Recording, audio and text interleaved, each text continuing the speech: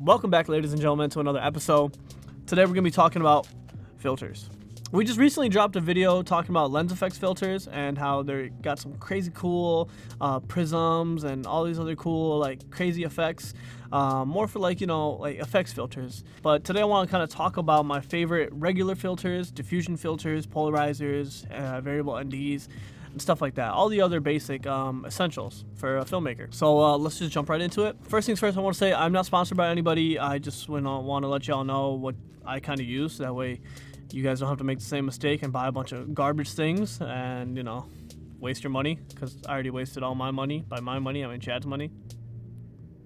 Jumping into this, we got a Diffusion filter holder pouch. It holds up about 5 filters, and it's got this little cool pouch thingy, like a belt loop, so you can kind of put it in your belt and then just walk around. I shit you not, I was in Puerto Rico wearing this on my belt like a little granny, and this was the greatest thing in my life because I could just pop that open, put in a filter, and then like I'm good to go. It was awesome. I loved this thing. I just wish they made a variant where it was just a little bit bigger so I can hold my other lens effects filters, but my lens effects filters won't fit in this one. So jumping into my first filter, it's going to be one of my favorite diffusion filters. It's the Black Pro Mist quarter strength filter. So essentially, if you guys don't know what diffusion filters are, diffusion filters essentially diffuse the light. They kind of break apart the light that's coming in and just create a different effect. These Black Pro Mist filters, essentially, when you screw it onto your lens, it gives it like a very like halo-esque vibe. It makes it kind of seem like it's like a dream, almost like there's like a whole like halo all around me, all around where the highlight is kind of hitting. So besides breaking up the light, what else does this do? It helps hide your blemishes in your skin tone. It just makes the skin a little bit smoother. I love this for beauty shots. I almost 9 out of 10 times I use this on every single beauty shoot I shoot. It's a quarter strength, so it's not overbearing, but it also gets enough of the job done. That's what I like about it, where it's not too powerful, but it's just right.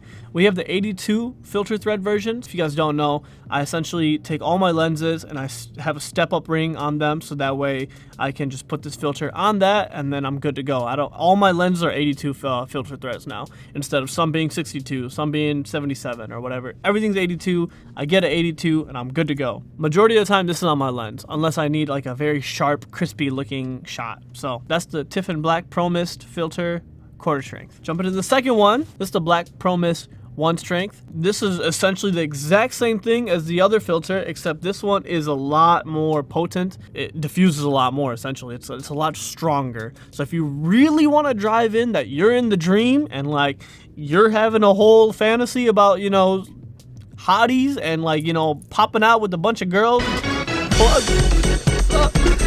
this will really help you out with that. Look, all these hotties all around me, it's a dream right now. And then my life sucks. When you look at these lenses, it looks like it's dirty, but it's just a bunch of small little like particles that they put in there. So it breaks the light and it kind of like spreads apart and it goes in different directions, essentially diffusing the light. So a lot of flashback sequences, I kind of use that. When I have like street lights, they kind of bloom completely and it looks like a whole like orb.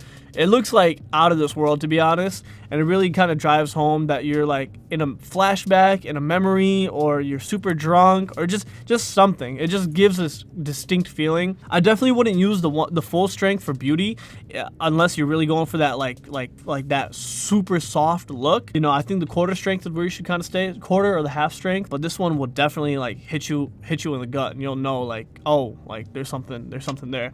Those diffusion filters also diminish the sharpness of your lens a little bit. In actuality, all filters will diminish your sharpness to a certain degree. If you put a cheap filter in front of a $2,000 lens, might as well have not even paid $2,000 for that lens, to be honest. Always cash out for your filters, and Diffusion Pro Mist are one of my favorite ones. These ones, their job is to actually diminish the sharpness a little bit to give that softer quality look. So once again, all these filters will be linked down below, so that way you guys can go check them out with my Amazon affiliate link. Help us make a little bit of money right there. Our third filter that we got right here is a variable ND filter. So essentially, it cuts out extra light that I don't need. And you might be wondering why use a variable ND when you can just, stop down the aperture or stop down the shutter. Well, when it comes to video, let's say I want to get that shallow depth of field look, during the day. I can't crank up the shutter because the shutter rule, essentially I have to keep my shutter 2 times the frame rate. So the only way I could do anything is by turning down the ISO. And let's say I'm already on the minimum ISO. So I have the minimum ISO and I have the aperture that I want, and I can't change the shutter. What else can I do? And I have no control over the sun. Slap on a filter, slap on an ND filter. Essentially, this will cut down light for you. By rotating it, you determine how much light gets in and how much light doesn't. You can see right through it, but then if I twist it, it gets super dark. Majority of the time, I use that when I'm in like super sunny environments like Florida or Puerto Rico, or if I'm just on a run and gun type of shoot. I pop that on. Variable ND filters definitely thrive when it's like an overcast day and it's just like the sun is coming in and out, so that you never know what to predict. So I definitely recommend that for a situation like that. It's a lifesaver. You don't have to keep changing your apertures or whatever. It's awesome.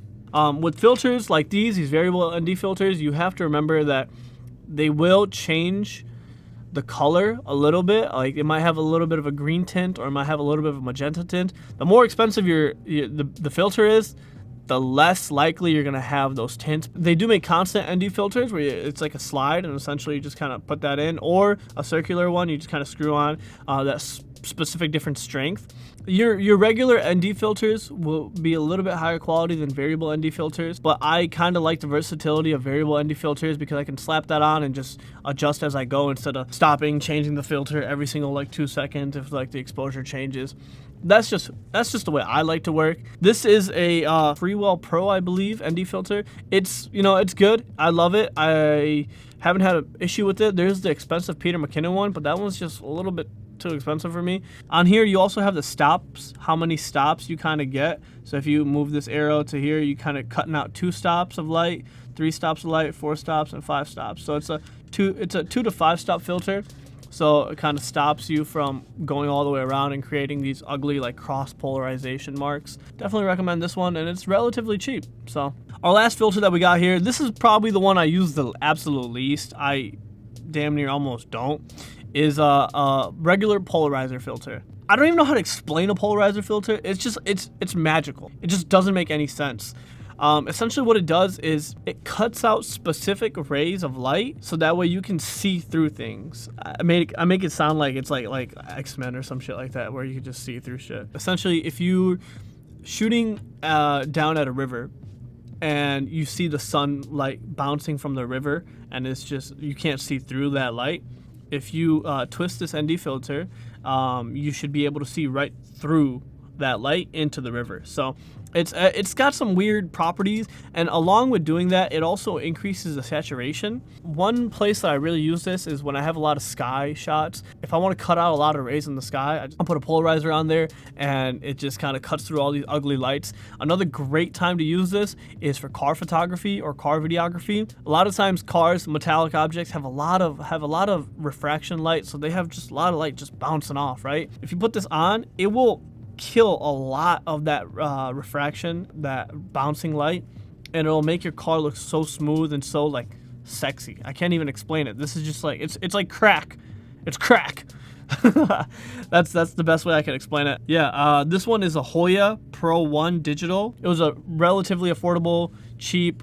I wouldn't say cheap, it's still kind of up there. I heard a lot of great reviews on it and I don't have any complaints, to be honest. Like I said, I don't use it too much. I don't do a lot of car videography and whatnot, but if you're looking into it, definitely check this one out. So yeah, those are all the filters that I use on my day-to-day shoots. I put it in that Tiffin pouch and just bring it with me all the time. Yeah, I have 2 diffusion, 1 ND filter, and a polarizer. Those are kind of like my go-to, my main ones that I pretty much need. It's nice to have them than not have them when you're on set, just in case anything goes out. If you feel like there's too much sun, you just want to cut that out. If you feel like you want to add a little bit of diffusion on there, so that way it softens up your beautiful actress or your actor. It's nice. So yeah, if you guys like this video, please make sure to subscribe and leave a like and comment down below. If you guys like this one, you guys might like the lens effects filters that we actually shot. And those ones are a lot more dynamic and crazy and cool. This one is just a bit more basics for filmmakers, So yeah, check that one out. Let me know what you guys think. I really appreciate y'all. And yeah, peace.